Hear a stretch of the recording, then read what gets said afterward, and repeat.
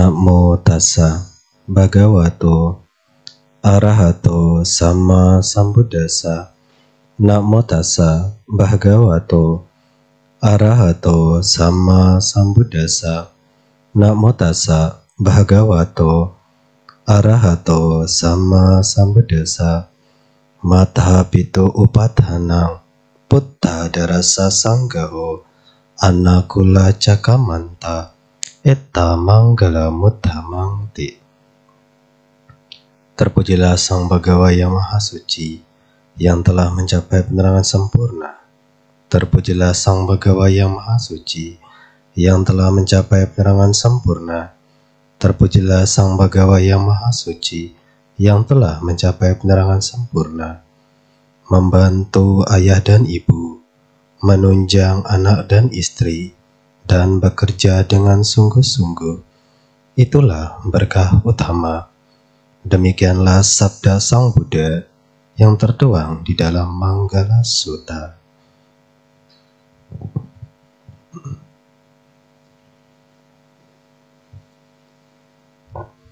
Yang pimpinan Puja Bakti yang saya hormati, pembawa acara, para Rama, Ramani, Ibu Bapak, Upasaka, Upasika, selamat pagi, terpujilah Sang Buddha, Namo Buddhaya.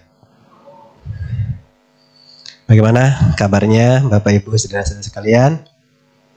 Sehat? Ya, bagus. Kalau tidak sehat, tidak mungkin sampai di sini ya. Ya, izinkan saya pada kesempatan pagi menjelang siang hari ini mencoba untuk berbagi dhamma berkenaan tentang menciptakan berkah di dalam keluarga. Nah, jadi yang sudah berkeluarga bisa jadi bahan referensinya. Bagi yang belum keluarga, jadi pedoman. Barangkali nanti ini bisa dipraktekkan dan memang wajib untuk dipraktekkan jika ingin memperoleh suatu berkah, ya. Di mana keluarga ini sebenarnya menjadi tempat awal, tempat mula bagi seorang anak ini untuk belajar. Belajar apa? Belajar tata cara perilaku, perangai indah dari orang tua, tutur kata dari orang tua. Biasanya anak akan belajar pertama kali dari orang tuanya. Salah satu buku yang saya baca mengenai regresi pada masa kehamilan, buku yang ditulis oleh Bu Brenda. Nah, itu sangat bagus sekali, sangat indah sekali. Nah, di mana pada masa-masa kehamilan, ya, yang mengandung kan istri ya. Ada yang suami yang mengandung? Oh, untuk saat ini belum ada ya. Nah, ini sangat menjadi pegangan yang baik. Tatkala seorang istri mengandung, seorang suami hendaknya menjaga lisan ucapannya. Kemudian juga kehadiran dari pasangannya itu juga penting. Nah, ternyata berdasarkan riset yang dilakukan, begitu seorang anak ini lahir, kenapa kok seorang anak ini kadang merasa tidak cocok dengan ayahnya, tidak dekat dengan ayahnya. Tetapi ada beberapa anak dekat sekali dengan ayahnya. Nah, ternyata itu tidak lepas dari kehadiran sang suami ketika masa kehamilan istrinya. Tutur kata sang suami itu juga lemah lembut kepada istrinya. Nah, maka jika kita lihat dalam kehidupan nyata sekarang, itu berbagai macam bentuk anak-anak ini yang kadang tidak dekat dengan ayahnya, kadang merasa jauh sekali dengan ayahnya. Ternyata itu memang sudah dipengaruhi pada masa kehamilan. Loh, kok bisa? Ya. Nah, jadi kita perlu belajar Bapak Ibu sekalian, bahwasanya ketika seorang bayi ini masih ada di dalam kandungan, itu kan menggantungkan hidupnya dari apa yang dikonsumsi oleh ibunya, toh? Benar nggak? Nah, maaf kata, jika ibunya memakan sesuatu yang membahayakan, nah bisa membahayakan juga untuk calon bayinya. Dan ternyata tidak hanya apa yang dimakan secara materi, atau secara bentuk fisik yang masuk ke dalam tubuh itu yang dikonsumsi oleh sang anak. Tidak hanya semata itu, tetapi apa yang didengarkan oleh orang tuanya, terutama ibunya ya, apa yang didengarkan, apa yang dirasakan, itu terhubung melalui tali pusar tersebut. Nah, sehingga ketika seorang suami membentak kasar kepada istrinya, nah perasaan kecewa, sakit hati, ketidaksukaan, itu juga ternyata bisa mempengaruhi psikis anak tersebut. Nah, maka hati-hati ya bagi para calon-calon yang ingin membangun bahtera rumah tangga atau yang sekarang sudah menjalin bahtera rumah tangga, bisa menjadi pembelajaran. Oh, ternyata sebab-sebab apa yang mengkondisikan, oh ternyata anak saya bersikap seperti ini, bersikap seperti itu. Nah, jadi itu ya salah satu buku yang memang saya baca, kemudian saya mencoba untuk mengkorelasikan secara dhamma, memang memiliki hubungan. Karena kan ya pasa, pacaya wedana atau kontak menyebabkan perasaan. Nah, ketika istrinya kontak dengan kata-kata yang kasar kan sakit hati biasanya ya, tidak suka. Ya, begitu anaknya lahir ya kadang tidak suka sekali dengan bapaknya ya, tidak suka sekali dengan ayahnya. Nah, itu tidak untuk kemungkinan karena berpengaruh dari pada masa kehamilan tersebut. Nah, maka sekarang bagaimana sih kita menciptakan berkah itu loh? Mulai dari lingkup yang paling kecil dulu, yaitu lingkup keluarga.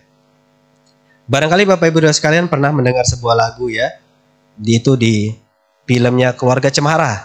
Pernah ya? Ya, sayang sekali kita tidak bisa memutarkan lagunya ya. Mungkin next time. Nah, harta ini ya keluarga bisa menjadi harta yang berharga. Nah, manakala di dalam keluarga itu memang tercipta benih-benih, tumbuh dan berkembangnya nilai-nilai baji, itu akan menciptakan keluarga yang bahagia, harmonis, damai dan bahagia. Nah, Bapak Ibu Saudara sekalian, di dalam keluarga ini pun tidak hanya sebatas hubungan darah, tetapi bagaimana Bapak Ibu Saudara sekalian menumbuhkan hubungan cinta dan kasih sayang. Maka tidak heran kenapa juga di luar sana ada beberapa anak karena alasan kesibukan lebih memilih untuk menitipkan orang tuanya di panti jompo. Itu terjadi karena apa? Ya, karena kurangnya tumbuh berkembangnya meta karuna di dalam diri pribadi anak tersebut. Nah, maka jika kita ingin menciptakan berkah di dalam keluarga, yang disebutkan dalam Manggala Sutta tadi, mata pitu upathanang. Membantu ayah dan ibu itu berkah utama loh. Justru ketika orang tua sudah beranjak lansia, itu adalah kesempatan, ladang kebajikan yang subur bagi seorang anak. Nah, maka bukan karena alasan terlalu sibuk sehingga tidak ada waktu untuk mengurus orang tua. Sayang sekali jika kita yang belajar dhamma lantas mempraktekkan hal demikian. Bante, nanti ketika mama papa usia 75 tahun, biar saya bisa lebih leluasa, tak titipkan saja di panti werda misalnya. Ada yang sudah pemikiran demikian? Jangan sampai. Sebab kita harus sadar diri, kita harus tahu diri bahwasanya kita ada sampai saat ini pun tidak terlepas dari kasih sayang, perhatian, cinta dari orang tua kepada kita. Coba kalau orang tua sedari kita masih kecil berpikir, wah anak ini meribetkan sekali, tak titip sajalah di panti asuhan. Tidak demikian toh. Orang tua yang baik akan menjaga, merawat anak-anaknya dengan baik sehingga tumbuh besar sampai saat ini. Nah, maka yang perlu kita tanamkan di dalam keluarga tidak hanya hubungan darah, tetapi menumbuh kembangkan hubungan cinta dan kasih sayang itu sebagai perekat. Agar di kemudian hari anak-anak ini tahu diri. Ya, tahu diri dalam artian apa? Tidak karena alasan sibuk, tidak ada waktu, lantas menitipkan, maaf Anda, Bapak Ibu ketika sudah lansia di panti jompo. Tidak demikian. Ada kok salah satu video ya, yang pernah saya lihat di YouTube kalau tidak salah juga daerah-daerah Jawa Timur ya, khususnya kota Surabaya kalau tidak salah ya. Seorang ibu yang diwawancarai sedih sekali. Ketika diwawancarai kan dia berada di panti jompo nih. Nah, alasannya kenapa? Dia sedih kenapa seorang anak yang dibesarkan dengan penuh cinta, penuh kasih sayang, begitu ia tua malah dititipkan di panti jompo. tidak mendapatkan bentuk perhatian dan kasih sayang dari anak-anaknya. Ya, semoga anak Bapak Ibu tidak demikian ya. Ya, agar lebih paham, mengerti bahwa dhamma dipraktekkan itu sebab kebahagiaan. Utamanya apa? Orang tuanya ladang yang paling subur juga untuk melakukan kebajikan. Nah, jadi jika kita tinjau dari Manggala Sutta, membantu ayah dan ibu, sebenarnya ini memiliki korelasi dari Sigala Sutta atau Sigalaka Sutta yang berkenan tentang apa? Kewajiban anak kepada orang tua. Nah, maka sebenarnya Bapak Ibu Saudara sekalian, dalam pendidikan budi pekerti, peganglah Sigala Sutta itu.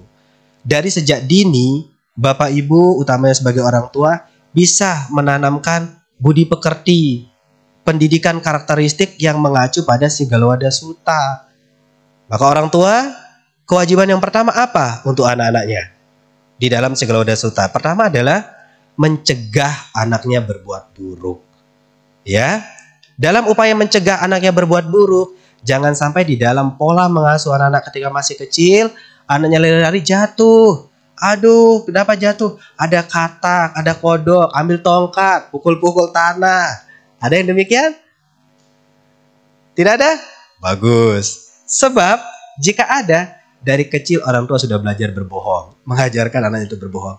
Loh, dia jatuh loh, alami karena dia lari tidak punya keseimbangan. Yang disalahkan kodoknya loh, kataknya. Kasihan sekali kataknya jadi kambing hitam ya. Lalu mengajarkan apa? Kebencian. Ambil tongkat atau ambil sapu, pukul-pukul tanah. Hati-hati. Apa yang dilihat oleh sang anak itu bisa menjadi pelajaran yang tertanam di dalam memori alam sadar mereka. Oh, jikalau nanti nih, kalau saya dijahatin oleh orang lain, saya harus balas nih. Katak ini jahat loh sama saya, gara-gara dia saya jatuh. Berarti saya nanti harus memukul. Mungkin kelihatannya sepele Bapak Ibu, tetapi secara fisiologi sangat mengganggu ya di dalam pertumbuh perkembangan anak. Nah, maka dalam hal ini, ketika orang tua berupaya untuk mempraktekkan ya bagaimana menciptakan berkah di dalam keluarga, yang berpatokan pada Sigala Sutta adalah mencegah anaknya berbuat jahat. Ya, maka di dalam membimbing, mengarahkan mereka harus bisa dengan kata-kata yang lemah lembut. Ya. Jadi jangan sampai kita selalu merasa lebih tinggi dari anak, tidak. Sesekali waktu kita belajar menjadi teman bagi anak-anak kita. Karena sangat jarang loh seorang anak ini bisa begitu dia sudah SMA atau bahkan kuliah, hubungan secara emosional dengan orang tuanya kadang renggang sekali. Kenapa hal itu terjadi? Karena seringkali kita sebagai orang tua terlalu menggurui, tidak mendengarkan cerita mereka, tidak mau menjadi pendengar yang setia. Maka anak-anak ini males, ya kan? Untuk mau cerita. Kalaupun ada masalah, daripada cerita ke orang tua lebih baik ke sosial media, misalnya. Demikian. Nah, maka dalam hal ini, bagaimana juga orang tua berupaya belajar. Sebab belajar ini tidak memandang usia, Bapak Ibu. Belajar juga untuk bagaimana memposisikan diri dengan baik.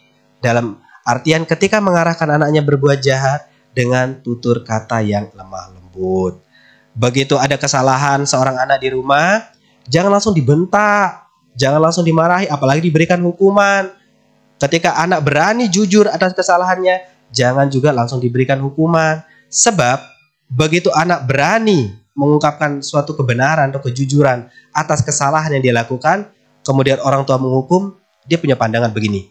Daripada saya jujur karena saya salah, lebih baik saya berbohong. Pola itu akan terus terjadi selama mereka tumbuh dan berkembang. Akan sangat disayangkan. Nah, maka dalam hal ini, orang tua juga harus masih tetap belajar bagaimana memposisikan diri dengan baik dan benar untuk menciptakan berkah di dalam keluarga. Nah, selain mencegah nih anak-anaknya berbuat jahat, itu juga menganjurkan anak-anaknya untuk berbuat baik. Nah, nanti kan saya juga sudah ingat-ingatkan dari beberapa hari yang lalu. Nanti Bante ceramahnya jangan panjang-panjang ya. Oke, siap. Karena ada pindah patah toh. Nah, maka kesempatan yang baik ketika berpindah patah, orang tua bawa anak-anaknya sekolah minggu kan? Nah, itu kan kesempatan yang baik. Jadi, ketika berpindah patah itu adalah cara untuk mengajarkan anaknya berbuat baik. Nah, memberi. Sejak kecil, jika sudah dibiasakan seorang anak untuk mau berbagi, tingkat kemelekatan, keterikatan, itu akan berbeda dengan anak-anak yang dari kecil tidak pernah diajarkan untuk berbagi. Saya masih ingat sekali dengan sangat jelas di salah satu wihara di Jakarta, seorang ibu, karena kami tinggal itu di salah satu wihara, tiap pagi dari masa kehamilannya beliau ya, rajin sekali dana makan pagi. Saya ibaratnya menyaksikan secara langsung bagaimana tumbuh dan berkembangnya anak tersebut. Dulu kan karena anaknya laki-laki, dia ditemani sama anaknya yang laki-laki nih. Nah, selama dia hamil dibantu sama anaknya yang laki-laki. Selama hamil, begitu melahirkan, anaknya perempuan. Gemoy sekali, gemuk sekali, rajin sekali. Nah, bahkan dia sudah piawai nih membawa piring berdana makan kepada kami para biaga yang tinggal di sana. Nah, inilah menjadi contoh jika ditinjau dari kutipan misalnya buku yang saya baca di awal ya. Nah, regresi terhadap dampak terhadap kehamilan setelah kelahiran itu mempengaruhi juga, karena ibunya ini rajin piawai berdana, ternyata pola perilaku yang baik ini turun kepada si anak. Ya, karena perasaan sukacita, bahagia ketika berbuat baik. Nah, setiap pagi dilihat. Hanya saja sekarang begitu kemarin saya ke Jakarta, loh kemana anak Ci? Sudah sekolah ya, jadi agak sulit diajak karena sudah sekolah pagi.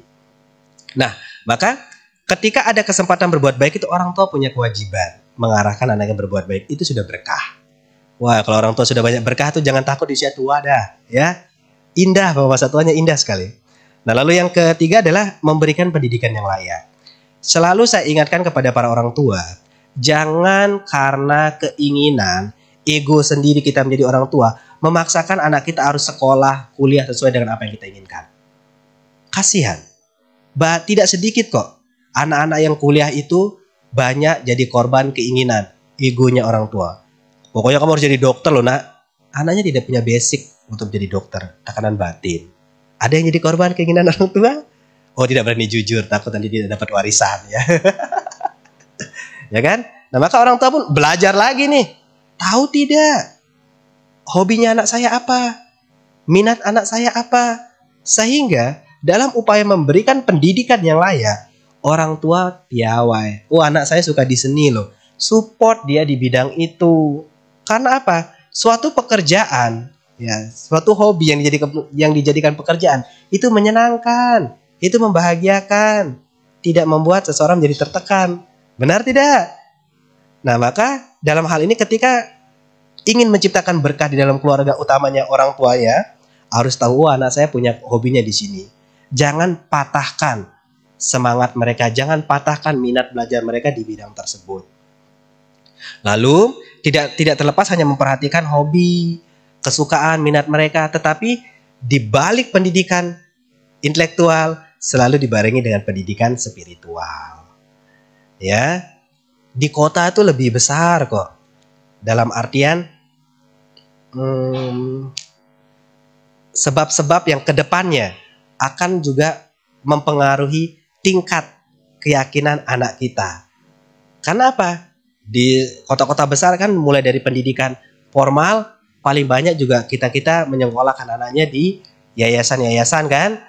Itu sudah terjadi pola loh, sistem pendidikan yang membentuk cara berpikir mereka. Cara mereka memandang dunia itu sudah bisa berbeda. Nah, maka pengaruh pendidikan itu sangat besar juga ke depannya terhadap keyakinan. Nah, maka dalam hal ini, selain fokus pada pendidikan intelektual, spiritualnya jangan diabaikan Bapak Ibu. Karena apa? Begitu anak kita lulus sekolah, lulus kuliah, S1, S2, ketika dihadapkan di lapangan, loh kok lama sekali dapat pekerjaan, dia tidak mudah stres. Ya, sebab tidak sedikit orang yang begitu lulus, karena pandangan sosial kan, kalau lulus kan pasti dapat kerja toh. Ternyata tidak menutup kemungkinan juga, karena kurangnya relasi ya dengan orang-orang di luar, akhirnya mempersulit diri sendiri. Nah, maka dari spiritualnya sebenarnya untuk membuka jalan. Ketika anak belajar secara intelektual lalu mempraktekkan spiritual dalam artian apa? Kemurahan hati, ya. Dia memiliki tutur kata yang baik, piawaca. Dia memiliki perilaku sikap yang murah hati, ya, atacarya. Itu membangun relasi, itu memudahkan ke depannya anak ini pun akan mendapat kemudahan-kemudahan pada masa mendatang. Nah, jadi Bapak Ibu, begitu ya. Orang tua yang ingin menciptakan berkah di dalam keluarga paling tidak tahu apa itu kewajibannya kepada anak-anak. Yang pertama harus diingat adalah mencegah anaknya berbuat buruk ya. Kedua, mengarahkan anaknya berbuat jahat. Baik ya. Lalu yang ketiga adalah memberikan pendidikan yang layak. Keempat, memang di dalam Sigala Sutta itu menyebutkan mencari pasangan yang layak. Nah, di sini kita harus belajar begini Bapak Ibu. Kenapa di situ dituliskan mencari pasangan yang layak? Karena itu kan pada zaman Sang Buddha itu masa-masa kerajaan. Bahkan Pangeran Siddhartha sendiri kan dijodohkan, ya kan, dengan Dewi Yasodhara. Jadi pola itu terjadi juga pada apa yang diajarkan oleh Sang Buddha. Tetapi kita perlu sekarang lihat secara kondisional dengan keadaan yang sekarang. Lalu bagaimana maksud daripada mencari pasangan yang layak ini? Orang tua juga perlu menanyakan, Dek, C, sekarang kamu dekat dengan siapa? Orang mana? Jadi biar tahu bebet bobot ya. Ini juga penting, karena apa? Orang tua tidak mau anaknya menderita di kemudian hari. Kenapa? Kalau anaknya mau diajak susah, loh, anaknya sudah bahagia kok. Tidak mulai dari nol ya. Orang tua sudah bekerja keras, menyekolahkan sampai dia lulus kuliah. Kok mau-maunya diajak berjuang mulai dari nol lagi? Gak bahagia nanti anaknya ya. Dalam artian bagaimana? Ya sebagai anak calon-calon yang ingin memasuki bahtera rumah tangga harus berani cerita. Pa, Ma, bagaimana menurut Mama? Bagaimana menurut Papa pasangan saya ini? Karena apa? Orang tua kan sudah berpengalaman. Tahu dia. Kalau karakter seperti ini kira-kira bagaimana nih? Nah, jadi kita juga perlu masukan dari orang tua. Ini buat yang muda-muda ya. Yang ingin memasuki bahtera rumah tangga harus berani terbuka. Bahkan orang tua pun jangan terlalu gengsi lah untuk menanyakan juga. C, sekarang dekat dengan siapa? Jadi biar tahu. Jangan sampai tiba-tiba sudah ada yang melamar ke rumah. Jadi Anda tidak tahu loh bagaimana sikapnya, bagaimana kesehariannya, bebet bobot itu kan penting. Nah, jadi itu ya untuk melihat dari kondisi yang sekarang. Lalu yang kelima itulah kewajiban orang tua adalah memberikan warisan tepat waktu. Kenapa ini penting Bapak Ibu sekalian? Tidak sedikit lagi ya. Di luar sana itu banyak anak-anak ini terpecah belah karena warisan. Loh, aku loh yang rawat papa pas masih tua. Nah, kamu kemana? Sibuk di luar kota. Berarti usahanya papa aku yang warisi. Lah kamu kan gak capek-capek ngerawat mama sama papa dulu. Ya sudahlah, kamu ambil rumah saja. Nah, dengan tidak adanya kesepakatan ketika orang tua masih hidup, ini juga akan bisa menjadi problem. Ketika orang tua sudah meninggal, anak-anaknya ini rebut warisan. Nah, maka langkah baik dan bijaknya ketika Bapak Ibu masih hidup, utamanya orang tua, sudah membuat ancang-ancang, rencana-rencana. Kira-kira nanti ini bagiannya siapa, sudah sertifikatnya sudah aman lah. Jadi begitu sudah tiada ya, nah, itu sudah tidak menjadi bahan perpecahan di dalam keluarga. Sebab anak-anak ini akan sudah mulai muncul egonya ketika orang tua sudah tiada, saling ingin menjatuhkan. Apalagi kalau sudah warisan loh, gelap mata. Ya kan? Yang namanya harta bisa membuat kita seakan tidak berkeluarga kok.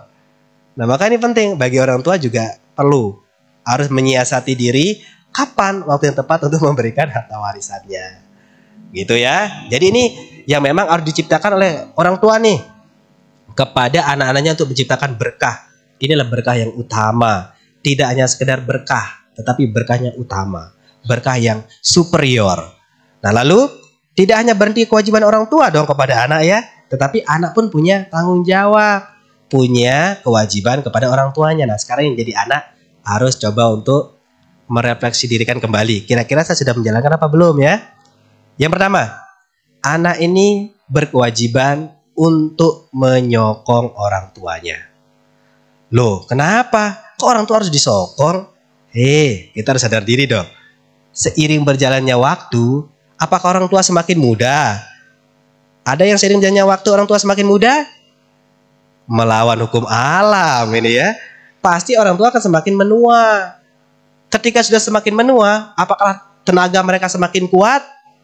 Tidak. Justru semakin lemah. Nah, karena melihat kondisi semacam itulah, karena sudah menua, tenaga lemah, ya pendapatan pun berkurang ya. Kalau dulu sih jadi bos, jadi pendapatan masih banyak misalnya ya. Dulu sih kerja di toko, jadi masih ada yang income-nya. Tetapi begitu orang tua sudah menua, pensiun, nah Kadang ada kebutuhan-kebutuhan yang ingin mereka miliki, namun secara ekonomi kadang tidak memumpuni. Tugas sebagai anak lah untuk menyokong orang tua. Ya, harus sadar diri, kita sekolah, dikuliahkan kan dari orang tua toh. Nah, jadi kita harus memiliki kesadaran diri. Kalau ingin hidupnya lebih berkah di masa mendatang, ya harus menyokong orang tuanya. Itu yang pertama. Yang kedua adalah membantu orang tuanya. Loh, kenapa harus membantu orang tua lagi? Ya harus sadar diri dong ya. Orang tua kan semakin menua, tenaga sudah mulai lemah. Nanti kalau sudah menikah kan biasanya sudah pisah rumah ya. Kebanyakan begitu kan di kota ya? Saya bertanya, kok tidak dijawab ini? Gimana nih kalau sudah menikah anaknya sering apa stay di rumah apa pisah rumah? Pisah rumah kan? Nah, gitu dong. Kalau bertanya dijawab ya. Nah, jadi ketika sudah pisah rumah nih, anak kalau datang ke rumah orang tua, begitu lihat lantai kok kotor, lemari kok banyak debu, meja kok berantakan, jangan marah-marah. Kewajiban anak untuk membantu. Kenapa? Orang tua kan sudah lemah dia. Mungkin yang awalnya setiap minggu, tiap hari nih bersih-bersih, ternyata bersihnya cuma seminggu 3 kali ya. Atau seminggu cuma 2 kali. Sehingga banyak yang terabaikan. Nah, begitu anak pulang, jangan marah-marah, justru memiliki sikap yang murah hati, tata carianya dipraktekkan. Jadi, waduh, harusnya kardusnya di sini loh, Ma, Pak. Tapi dengan tutur kata yang lemah lembut, jangan, Mama ini kok malas sekali sih nyapu ya. Papa juga tuh bekas rokoknya berantakan segala macam. Waduh, sakit hati orang tuanya ya. Nah, maka ketika sudah berkeluarga, pisah rumah, mengunjungi orang tua, melihat rumah yang tidak rapi, rapikanlah, bantu orang tua. Jadi itu untuk menciptakan berkah di dalam keluarga. Nah, yang ketiga itu adalah kewajiban anak adalah meneruskan, menjaga nama baik, ya. Kemudian meneruskan garis keturunan, terus menjaga tradisi dan budaya yang baik dari orang tua. Nah, maka tidak heran begitu orang tua sudah anaknya menikah, kadang agak cerewet orang tua ini. Kapan mau punya anak, ya kan? Begitu anaknya masih muda ditanya terus, kapan mau menikah? Ya. Kalau udah menikah ditanya lagi nih, kapan mau punya anak? Sudah punya anak satu lagi, kapan mau dibikinin adik buat anaknya?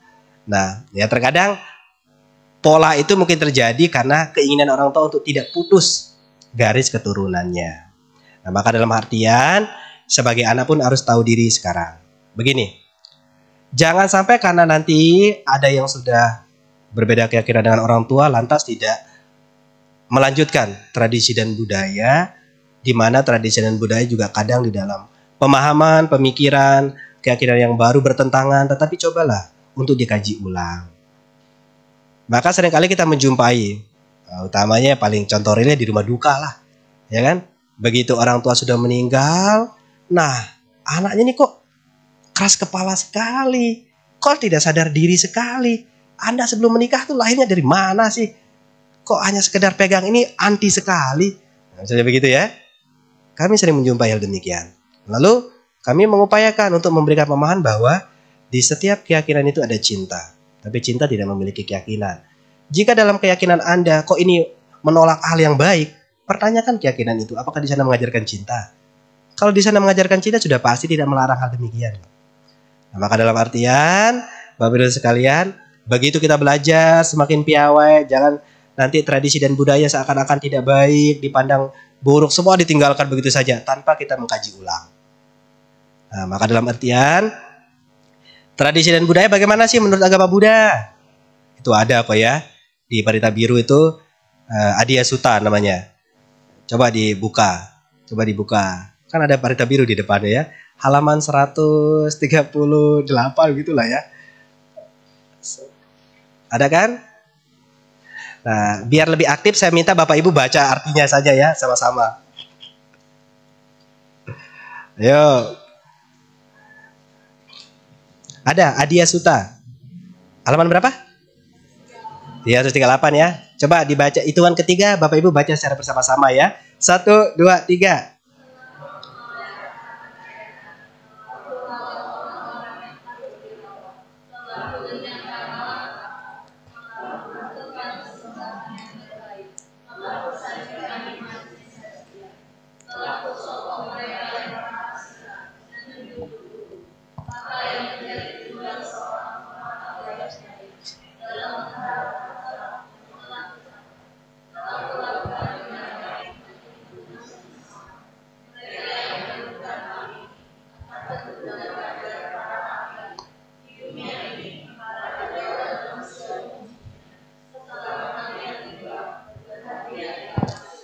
Nah, jadi untuk memandang tradisi dan budaya Bapak Ibu, apalagi nanti tanggal 7 nih ada Patidana nih.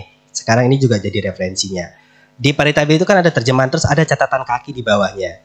Ya kan? Nah, di mana tradisi budaya Bapak Ibu, saudara sekalian termasuk saya ya, itu kan ada semacam persembahan kepada leluhur disebutkan di situ ya. Ada persembahan pada para dewa juga disebutkan di situ. Ada di catatan kakinya. Nah, maka Sang Buddha itu mengajarkan kepada Anathapindika, oh begini loh cara menggunakan harta secara baik dan benar. Salah dua, salah tiganya yaitu melakukan persembahan. Kepada siapa? Ya kepada para tamu, kepada saudara. Nah ya, persembahan-persembahan yang bisa dilakukan kepada para leluhur yang telah tiada. Ya, kepada para dewa dan kepada para raja. Nah jadi ketika nanti tanggal 7 Patidana, benar ya tanggal 7 di sini ya. Itu adalah salah satu cara juga seorang anak nih, yang maaf, yang sudah orang tuanya sudah mendahului, tapi Bante, orang tua saya kan baik Bante, mana mungkin lahir di alam yang tidak bahagia. Ada mungkin muncul pertanyaan demikian, kan Patidana kan untuk mereka yang tidak lahir di alam yang beruntung. Iya benar. Nah ayo, saya tahu mama saya Bante rajin dana di wihara. Bahkan dia juga punya anak asuh, bantu-bantu pendidikan. Masa sih lahirnya di alam menderita? Ayo, kok saya harus Patidana sih? Ada bentuk pertanyaan demikian? Nah, jadi kan membuat kita loh, padahal saya tahu kok orang tua saya baik. Lalu ngapain saya Patidana nih? Nah, ragu dah Anda ya. Tapi jawabannya begini ya Bapak Ibu sekalian. Apakah orang tua kita hanya yang ada saat kehidupan ini? Tidak. Jadi referensinya ada buku Petawatu ya. Bahkan 3 atau 7 ya. Kalau saya tidak salah ingat Bapak Ibu, maaf. Orang tua dari yang Arya Sariputa itu terlahir di alam yang kurang bahagia. Nah, kok tahu bahwa Sariputa itu adalah anaknya? Ya rentan waktu kehidupan manusia dengan alam-alam berbeda itu panjang sekali. Ya, bahkan disebutkan juga 50 hari di alam manusia, bahkan bagi mereka 1 hari pun belum. Sehingga dia tahu, oh ini anak saya, ini keturunan saya nih. Nah, sehingga kenapa kita juga penting melakukan Patidana, itu juga persembahan kepada orang tua kerabat kita yang terdahulu. Ya, karena tidak menutup kemungkinan Anda pernah mimpi, loh kok ketemu kakek-kakek, gak punya baju, kering kurus kering, padahal saya tidak kenal kehidupan sekarang. Tidak menutup kemungkinan dia adalah sosok leluhur atau keluarga pada kehidupan lampau. Nah, maka kita kok nggak aneh juga begitu kita sering banget berkumpul bersama. Tetapi chemistry kadang tidak ada loh. Tapi begitu ketemu sekali saja dengan seseorang, chemistry-nya dapat sekali. Ngobrolnya kok nyambung, dekat sekali secara emosional. Tidak menutup kemungkinan dia pernah menjadi bagian dari keluarga Anda. Nah, maka ketika Patidana itu terjadi, bukan hanya kita fokus pada orang tua yang sekarang. Kalau orang tua kita sudah baik sekarang, mah kita sudah aman, beliau sudah ada di alam bahagia. Tetapi selalu ada kesempatan bagi kita untuk Patidana itu sebagai wujud juga daripada 10 tindakan bajik ya. Itu perlu diingat, esensinya demikian. Jadi tidak akan pernah sia-sia kok ya. Jangan sampai ragu, jangan sampai bimbang. Tapi ada mungkin orang tua begini, Bante, saya ini kan tidak punya anak nih Bante. Kadang saya takut begitu meninggal, tidak ada yang bacakan saya parita. Tidak ada yang membuat Patidana. Tidak ada yang persembahan saya di meja. Ada yang berpikir demikian? Bapak Ibu? Ada? Ada ya? Nah, untuk menjawab pertanyaan itu, silakan buka halaman 128. Itu arti di parita yang terakhir, Pabatu Pamagata. Ya, 128 kan Pabatu Pamagata tuh, ada terjemahannya yang terakhir. Ya, baca bareng-bareng. 1, 2, 3. Siapapun